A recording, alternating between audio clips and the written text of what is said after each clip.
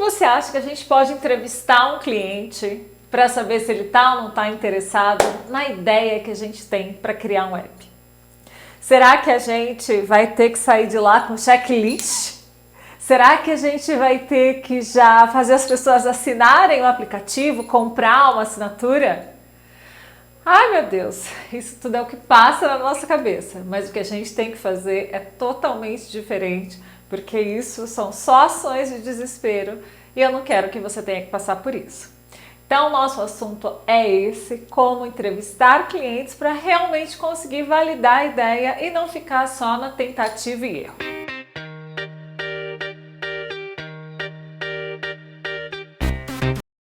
Se você está na situação de estar com uma ideia de um aplicativo na sua cabeça e você tem essa vontade de falar com algum cliente, ver o que a pessoa acha, falar com alguém que possa te dar uma noção se você está no caminho certo ou não está, a melhor pessoa, já te digo, que é o cliente, que é o possível interessado dessa sua ideia. Se isso faz sentido para você, é o que você está buscando, já deixa aí que você gosta desse assunto, se inscreve no canal e compartilha para os seus amigos também. E aí, vamos direto ao ponto. Quando a gente fala de entrevistar o cliente, de falar com o cliente, entender o que esse cliente busca, para muita gente a ideia é que você tem que sair de lá com uma lista de funcionalidades que você já vai ter que saber, que vai ter que criar um botão azul, que vai ter que ter um menu tal, que não sei o quê. E isso não é o objetivo de entrevistar os clientes neste início de validação da ideia. O que a gente tem de interesse, então, quando a gente vai validar uma ideia? Vamos primeiro ao que não é para fazer. Não é para você vender nada nesta etapa. Ai meu Deus do céu, eu achei que eu já tinha que ver se alguém queria fazer a assinatura do meu aplicativo, se queria isso, assinatura do meu serviço, qualquer coisa que você tenha em mente. A ideia não é já chegar vendendo, porque quando a gente tem isso já como prioridade, a chance de se frustrar é muito grande. Por quê? Você vai chegar lá sem conhecer o seu cliente, sem ter noção do que realmente é importante para ele, quais dores ele tem, que obstáculo que ele tem para chegar até comprar, e você já está lá querendo empurrar logo, considerando que o sucesso dessa sua iniciativa de entrevistar o cliente vai ser vender. E se você fizer isso, pode acreditar, você vai se frustrar. Então, se você não vai vender, você vai fazer o quê? Aí você vai entender que também não é para você falar sobre o seu produto. Não é para você chegar lá falando assim, olha, a navegação do aplicativo vai ser assim, assim, assado. Não, não é para você fazer isso. Essa etapa é simplesmente para você entender se realmente você está mirando na pessoa certa, no público certo, ou quem é o público que tem as dores que você imagina, que você quer resolver, que dificuldades, que obstáculos que essa pessoa tem para chegar até uma solução do que você está oferecendo. Então você tem que entender a pessoa como um todo e não é para você chegar dizendo, olha, a funcionalidade do meu aplicativo é essa, o recurso é esse, ou do que você estiver fazendo. Isso vale para todo tipo de negócio. Não dá para você chegar lá já contando as maravilhas do que você fez, porque meio que você inibe que a pessoa fale sobre ela quando você só está falando de você. Tem que lembrar que a entrevista é com o cliente. E o que você tem que fazer é ouvir o cliente e entender o cliente. Nada de chegar com essa pressão toda, com essa ansiedade toda, que meu produto é lindo, que eu vou dominar o mundo, que eu sou o único de fazer isso, e se tá bonito, se você gostou. Não é isso que a gente tem que fazer na hora de entrevistar os clientes. Então já fica aí com isso em mente, de que o que você não deve fazer na hora de entrevistar o cliente para validar uma ideia, você não deve vender nada, você não deve falar do seu produto igual uma tagarela, você está lá para ouvir o cliente, para conhecer sobre o momento que ele sente aquela dor que você quer resolver, onde ele costuma buscar soluções para resolver aquilo que ele sente, o que ele tem feito até hoje, o quão relevante, o quão importante, o quão dolorido é aquele assunto para ele.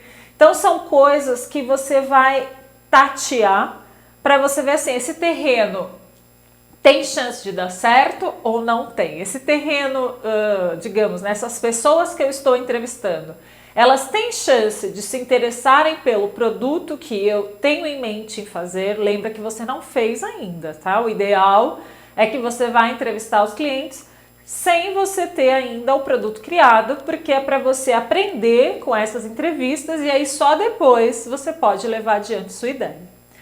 Então, até aqui a gente já tem um bom apanhado. E aí você pode pensar, com quem que eu tenho que falar? Eu tenho que falar com quem quer falar comigo? Eu falo primeiro com os meus amigos? Com quem que eu falo? Aqui é muito, muito importante da gente lembrar o que eu já falei em outras vezes, mas vale repetir, de que você tem que falar com quem venha se interessar pela sua ideia. Não adianta a gente falar com pai, mãe, amigo, namorado, sei lá, vizinho, porque são pessoas que podem até querer ajudar, mas a ajuda que eles podem oferecer não vai ser válida. Não adianta alguém vir e dizer, nossa, você sempre foi bom aluno, tudo que você faz dá certo, você sempre foi nota 10. Isso não tem nada a ver. Quando a gente está criando uma ideia, todo mundo é iniciante. E a gente não tem que ter receio de saber que a gente vai ter que aprender. E não é para ficar buscando elogio, não é para ficar buscando inflar o ego de que você está no caminho certo, falando com pessoas que apenas te amam, gostam de você, torcem por você. Então, o público ideal para você falar são pessoas que venham a se interessar pelo seu produto. Então, se você está criando um produto para quem tem gato, você tem que falar com quem tem gato. Não adianta você falar, eu quero falar com quem tem animal. Gente, é totalmente diferente quem cuida de um passarinho e quem cuida de um gato. E até de cachorro e gato tem diferenças. Então você tem que ir bem especificamente nas pessoas que você quer falar. E aí você quer falar com quem tem gato em qual situação? Sei lá, eu quero falar com quem tem gato e viaja e precisa deixar ele em algum lugar. Eu quero falar com quem tem gato de uma raça X, ou sei lá, o que especificamente você tem intenção de resolver, e aí você vai definir esse público que você quer conversar, tá? Então, isso daqui é muito, muito importante. Aí tem uma dúvida que às vezes costuma surgir. E se eu não conseguir encontrar essa pessoa e encontrar outras pessoas que queiram falar comigo? Aqui a gente tem que ver assim, como a gente está no momento de validação da ideia, pode ser inclusive que o público que você tenha definido como seu alvo, que acontece, inclusive é bom de falar que às vezes você quer falar com todo mundo que é fundador de startup. O seu negócio é para quem é um CIO e você quer falar com quem é fundador de startup, fundador de empresas, esse é seu público. Só que aí você começa a ver assim, putz, eu nunca consigo falar com essas pessoas, ela nunca tem um tempo na agenda para mim, eu não tô conseguindo contato com essas pessoas. Você pode ter imaginado que este público que está aqui, às vezes com muitas coisas para fazer, é o seu público-alvo, mas porque você pode não ter ainda detalhado, entendido muito bem quem realmente é o decisor, quem é a pessoa que sente mais o problema que você tem, porque às vezes, digamos, o dono da empresa pode ser só quem vai aprovar ou não alguma coisa que aconteça ali. Mas quem sente o problema em si pode ser outra pessoa da equipe. Então é importante da gente ver que se você não atraiu o público que você queria, você pode ter errado o público que você colocou como objetivo. E se você falar com outras pessoas e essas pessoas te trouxerem noções, informações, dicas que agreguem valor ao que você quer fazer, pode ser que você tenha definido o público errado e que você tenha que sentar e ver, opa, achei que eram só donos de empresas que poderiam se interessar, mas eu vi que se eu falar com o pessoal de vendas, eu vou já resolver meu meio de campo, só que eu tenho que sentar e ver assim, nossa, eu achei que as pessoas tinham essas dores, essas dificuldades, essas objeções para poder comprar, e sendo um outro público, você tem que sentar de novo e colocar tudo no seu devido lugar, pelo menos para você ver se as suas impressões vão bater com a realidade. Porque isso é muito importante. O processo de entrevistas, para a gente validar uma ideia, é para a gente confirmar se as impressões que a gente tem, elas se realizam, elas realmente existem na vida real.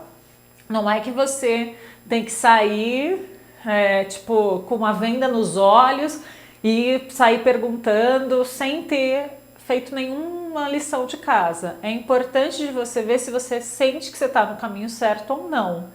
Então, confirma se as suas impressões iniciais batem com a realidade. Aí tem uma outra dúvida. Por que não fazer um questionário online e fazer uma entrevista? Isso daqui não é uma questão de gosto. É uma questão de objetivo. Por quê? Quando a gente vai fazer uma pesquisa online, a gente vai tender a colocar respostas que vão ser curtas, meio que de sim ou não, sei lá, 0 a 10, alguma coisa bem reduzida e quantitativa. E o que quer dizer quantitativa? Se é muito ou pouco, se é 10 ou 20, você vai ver uma coisa meio numérica, tá? Que você formata. Só que quando você está neste momento de entender o cliente, você tem muito mais chance de entender o cliente conversando com ele, que vai ser uma pesquisa qualitativa, do que uma pesquisa quantitativa. Quantitativa seria um online, pergunta de sim ou não, 0 a 10, sei lá, muito ou pouco, algumas opçõezinhas que você deixaria ali. Não seria um texto. E também tem outro fator. Quando a gente coloca uma pesquisa online, ou uma pesquisa ali que você não está junto, tem muita chance da pessoa responder alguma coisa que às vezes ela gostaria que fosse, mas nem é exatamente o que ela faz.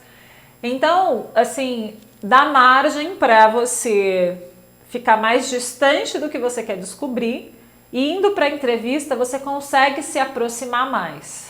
Não precisa, lógico, fazer por vídeo, é muito legal, falando em pandemia, a gente vai ter dificuldade de se reunir, mas fazer por vídeo, por exemplo, é bacana? É. Mas fazer com que as pessoas queiram falar por vídeo pode ser uma barreira, então você pode fazer sua entrevista por telefone e, lógico, prestar bastante atenção no tom de voz, se você está sendo conveniente, inconveniente, se aquele assunto a pessoa quer estender ou não. Mas a entrevista é muito rica para você conseguir ter, assim, um feeling, uma riqueza, né? Então, você que tem que avaliar se você acha que você já pode ir para quantitativa ou para qualitativa. Como recomendação, que não é minha, isso é de estudos de muitas empresas que já inovam e fazem dessa forma, existem técnicas que às vezes a gente acha que a pessoa nasceu inovador e brotou aquilo natural dela, mas não, existem técnicas. E as técnicas recomendam que sim, para validar uma ideia, fase inicial, vá para a entrevista que a gente vai conseguir mais resultados, beleza? Aí tem uma outra coisa, falei com as pessoas. Como que eu sei se eu estou coletando opiniões ou evidências? E aí aqui eu tenho um exemplo para fixar bastante, porque exemplo eu acredito que é o que funciona mais. Quando a gente caminha para ter opiniões, você vai, por exemplo, perguntar se isso daqui, sei lá, é bonito? Essa cor te agrada? Sei lá, a textura é adequada? Sei lá, é anatômico? Você vai ter opiniões. E a pessoa vai te dizer sim ou não, mas isso não significa. Se ela disser que gosta do rosa ou que ela não gosta do rosa, não significa que ela vai fazer o quê? Que ela vai comprar. que ela vai consumir seu aplicativo, que ela vai querer usar. Então, não se prenda a perguntar se a pessoa gosta disso, gosta daquilo, se ela prefere assim ou assado, porque se ela compraria, segura, pelo amor de Deus, essa vontade, se ela assinaria, se ela usaria seu aplicativo. A ideia não é essa. E para você fixar melhor, vamos ao exemplo. Então, imagine aqui que você, é um exemplo real, inclusive, tá? Imagina que você criou, ali uma empresa quer criar, já está em mente de criar um branqueador para os dentes, um negócio que clareie os dentes, tá? E aí você vai chegar então para as pessoas que você for entrevistar e você vai perguntar com que frequência você busca no Google sobre clareamento dental. Ah, eu busquei X, Y, você vai anotar a resposta da pessoa. Você vai perguntar também se ela já utiliza alguma coisa para clareamento dental atualmente ou se já fez algum tratamento disso. E ouve a resposta. Pergunta também se ela está satisfeita hoje com a cor dos dentes dela. E ouve a resposta. Pergunta também se ela já conversou com os dentistas, com algum dentista ou quem ela busca para conseguir saber mais sobre clareamento dental, por exemplo. Qual é a diferença da gente perguntar se isso daqui você usaria, você compraria, e você perguntar dessa forma? Como você, se você busca no Google, quem você busca para ter ajuda, se você já fez algum tratamento, se você ficou satisfeito com o tratamento que você fez, se os seus dentes hoje estão ok, você vai captar todas as dores da pessoa e você vai ter evidências, porque a pessoa vai te falar de um hábito que ela tem. É muito diferente da gente captar o que a pessoa pensa do que ela faz. Então eu posso falar que eu gosto de comida japonesa, é uma realidade. Mas se você me perguntar com que frequência ou quando foi a última vez que você foi no restaurante japonês, aí eu vou te falar, putz, acho que foi antes da pandemia. Então assim, não é um hábito meu. Eu gosto, mas não é uma coisa que eu mantenho. Então você começa a ver, será que uma pessoa que fala que gosta de determinado assunto que você está pesquisando, mas ela não tem o hábito? Eu gosto, mas eu não vou atrás disso. Eu gosto, mas posso comer de vez em quando.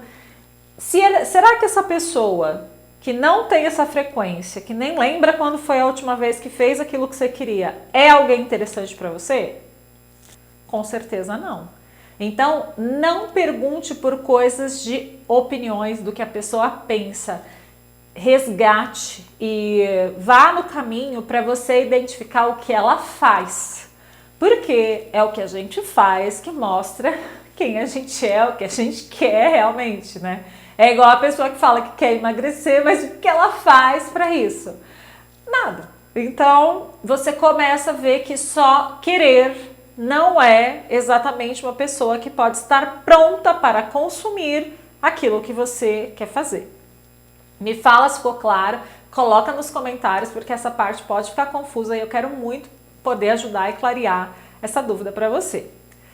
E aí a gente vai para uma parte muito legal que é a analisar as respostas. Como é que a gente analisa as respostas? E pegando esse gancho aqui do que eu falei, que às vezes a pessoa ela pensa sobre aquele assunto que você falou, mas ela não faz nada a respeito. O que essa pessoa vai fazer, qual a chance que essa pessoa tem de consumir o seu produto?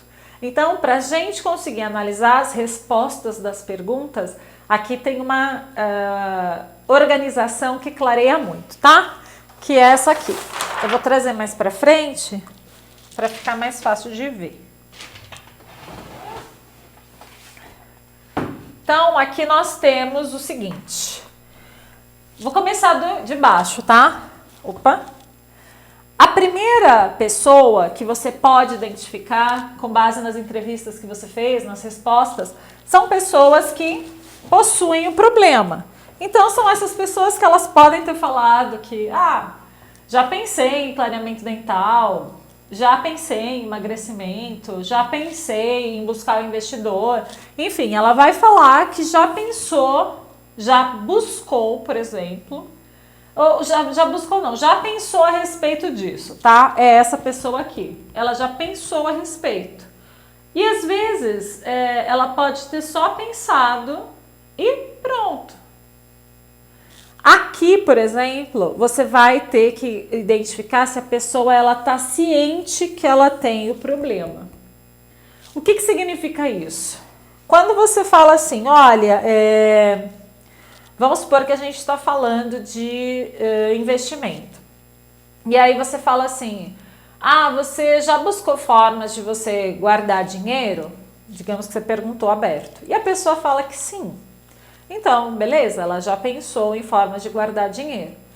Aí, de alguma forma, você vai e fala assim,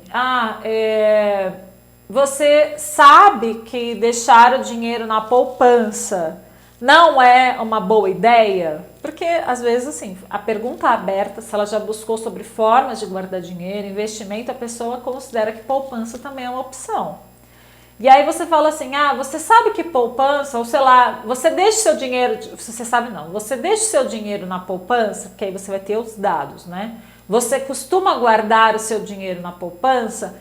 Aí ela pode falar assim, não guardo, porque poupança não é uma opção boa de investimento. Opa, ela está ciente que investimento não é para se fazer na poupança. Então, você vai ver que o problema que você quer resolver, a pessoa já tem ciência, tá? A outra opção aqui, a outra categoria das pessoas, são pessoas que já buscaram uma solução para o problema. Então, tá bom, digamos do investimento. Se a poupança não é uma opção, como você busca opções de guardar dinheiro, de investir? Aí ela vai falar, já busquei a opção X ou Y. Se ela falar que buscou, então você qualifica ela aqui. Se ela falar que ela ainda não buscou, você vai deixar essa pessoa nesse nível aqui, tá? A outra opção é quem já até criou uma solução temporária. Então vamos pensar na situação da pessoa que ela fala assim, olha, eu ainda não consegui, por exemplo, fazer um curso na Bolsa de Valores, mas eu estou buscando orientações com um investidor que eu conheço, um amigo do amigo, ele me passa dicas e eu vou entendendo aos poucos aquilo que eu consigo. Então ela tem atuado para conseguir, o alvo dela pode ser que ela queira fazer um curso na Bolsa de Valores, ou ela queira ser, de repente, um trader, alguma coisa assim, mas ela ainda não conseguiu chegar ali, mas ela está tentando achar caminhos alternativos para levar ela, pelo menos, num lugar melhor do que ela está hoje. Você coloca ela aqui. O último nível é a pessoa que você percebe que ela tem orçamento para buscar a solução, porque às vezes ela pode ter que adquirir um curso, adquirir um serviço, sei lá, alguma coisa. Ela tem orçamento, ela pode adquirir o orçamento. Por que é importante de ver isso aqui nas respostas? Deixa eu afastar um pouco. Pelo seguinte, não significa que se você achar as pessoas que possuem o problema, então elas estão aqui embaixo, elas têm o problema. Não significa que por você achar essas pessoas vão consumir, apoiar e fazer com que sua ideia dê certo. As pessoas que têm mais chance de já entrarem de cabeça na hora que você colocar uma solução no ar são as pessoas que estão aqui em cima. As pessoas que já tiverem passado por todas essas etapas e estão, inclusive, com orçamento para já investir. Significa que as outras pessoas não servem, nunca entrarão na sua base de clientes, nunca se tornarão cliente? Não. Significa que quando a gente está começando, a gente vai começar pelas pessoas que estão mais abertas a consumir de você. Você não vai querer começar quebrando pedra aqui para mostrar para a pessoa que ela tem problema de obesidade e ela nem pensa que quer emagrecer, convencer ela disso, se for um produto de obesidade. Então você tem que realmente já ir onde as pessoas estão mais prontas para você ter menos, inclusive, trabalho, né, e investimento, e você conseguir validar a sua ideia. Pensa que tudo aqui a gente está fazendo para validar a ideia de uma forma mais rápida e com menor investimento. As outras pessoas todas, elas podem se tornar, sim, futuros clientes, mas num tempo mais prolongado. Pode ser que sim, pode ser que não, mas vale a pena você classificar e entender onde cada um se encaixa. Por isso tem que fazer as perguntas com evidências. E aí uma parte que eu gosto muito é de que a gente pensa que pesquisa é para a gente entender, por exemplo, o comportamento da maioria das pessoas, para a gente tirar uma média. Então, até a gente aprende isso, né, muitas vezes na escola, de estatística, que a gente vai tirar uma média. Então, a gente pode ver assim, olha, eu entrevistei pessoas de 20 a 40 anos, a média era de X, então o perfil é dessa média. E as pessoas, elas, sei lá, se for de investimento, elas guardam entre R$1.000 e R$4.000, e eu vou tirar a média disso, enfim. Isso é o que a gente meio que vem com uma bagagem. Só que, quando a gente está falando de validar ideias, pode ser que todo esse conhecimento de média, de querer achar a maioria, de ir na maioria, não seja sempre um bom caminho. Porque você vai ter que ver com o olhar de não querer só padronizar, mas de você querer profundamente ver, olha, essa categoria aqui, ela pode ter uma necessidade X e essa Y. Você não tem que tentar colocar tudo num bolo só e achar que dali você vai conseguir tirar alguma média. Não é pra gente ir com esse, com esse ranço de padronização, tá? E para ficar bem claro, eu quero contar um exemplo de um livro, um exemplo real, para vocês se inspirarem. Então, o exemplo é esse daqui, que eu já deixei separado. O livro é Muito Além da Sorte. Eu vou ler um trecho do livro. Os cachorros da vizinha estão doidos, gritando aqui, mas eu acho que a gente consegue se ouvir. Então, deixa eu ir para o exemplo que está aqui. Isso mesmo, ó. Então, o exemplo é o seguinte, para você pensar que se a gente for só buscar média no resultado que a gente tiver, pode não ser um bom caminho. Então, é o seguinte, a história no livro Muito Além da Sorte fala: durante a década de 1950, a Força Aérea dos Estados Unidos constatou que os pilotos tinham problemas para controlar os aviões.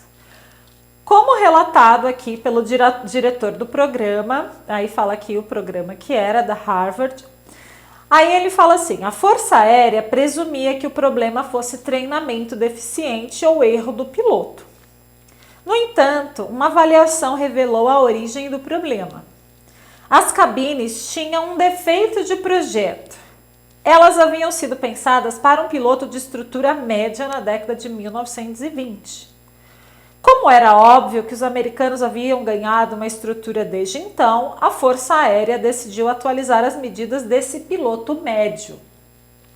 Para isso, foi necessário tirar a medida de mais de 4.000 pilotos, em mais ou menos 12 dimensões de tamanho, para examinar como eles se moldavam à cabine. Até aqui parece tudo certo, né? 4.000 pessoas, tirar uma média e não sei o que.